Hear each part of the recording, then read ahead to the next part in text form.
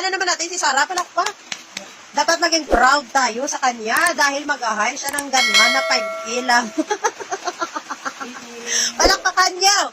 Maging proud kayo, magbunyi kayo dahil ang isang Vice President ng Pilipinas ay mag-hire ng gunman para patayin ang mistress ng asawa. O, i-share nyo to mga DDS. Dapat proud kayo, palakpakan nyo ang inyong Vice President. Dapat proud kayo nga criminal-minded ang inyong sinusuportahan. Dapat proud kayo nga karahasan ang lumalabas sa bibig ng inyong sinusuportahan. Dapat proud kayo. At sa mga iniidolo nyo na puro pagpatay ang tanging lumalabas sa kanyang bunganga. O, palakpak. Di puta. Di ba?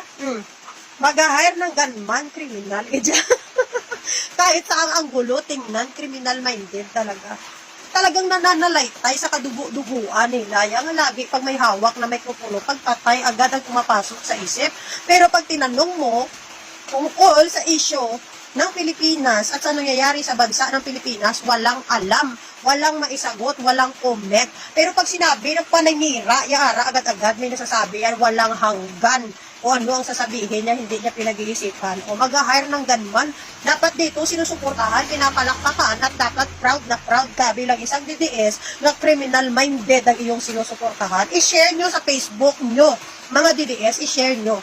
I-share nyo sa social media nyo para makita at mapanood ng mga anak nyo at tularan ng mga anak nyo ang bunganga ni Sara Duterte.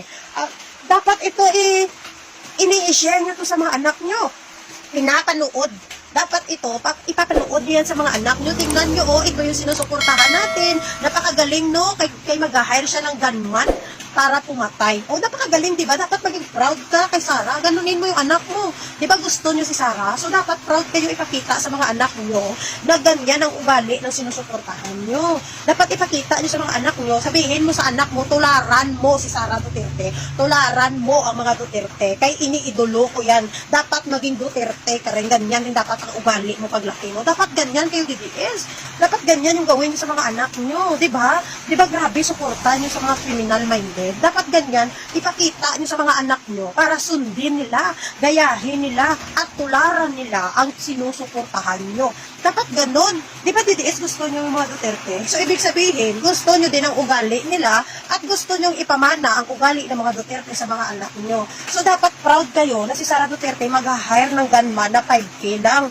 Sabihin nyo sa mga anak nyo na ang sinusuportahan nyo ay nag-hire at mag-hire ng isang gunman para pumatay. Dapat ganun. Di ba? Dapat ganun. Dapat proud kayo. Huwag nyo ikahiya ang isang Sara Duterte nyo. Dapat proud kayo sa ginagawa niya. Di ba? Proud kayo sa kanyang sinasabi, sa kanyang sinasalita. Lahat sa action niya, dapat proud na proud kayo bilang isang tagasunod at isang tagasuporta ng Sara Duterte. Diba? Magagalit na naman kayo pag sinabihang criminal-minded yung idol nyo. Ano tawag mo? Sa tao na mag-hire ng gunman para pumatay. Hindi ba yan criminal-minded? Tapos magtataka kayo, magagalit kayo, sasabihin nyo, karahasan niya ngayon ang nangyayari. Maraming nang pumatay, mga kabataan ngayon. Mga bata pa, pero nasasangkot na sa krimen, sa pagpatay. Paano? Kahit kayo nga Kahit yung iniidolo nyo nga, yung iniidolo nyo mismo ang nagsasabi ng pagpatay. Pinapalakpakan nyo, every time na nagsasabi sila na may papatayin, na gustong pumatay. Di ba nandyan kayo, pumapalakpak kayo? Tapos magtataka kayo kung bakit maraming mga bata kayo nasasangkot sa karahasan?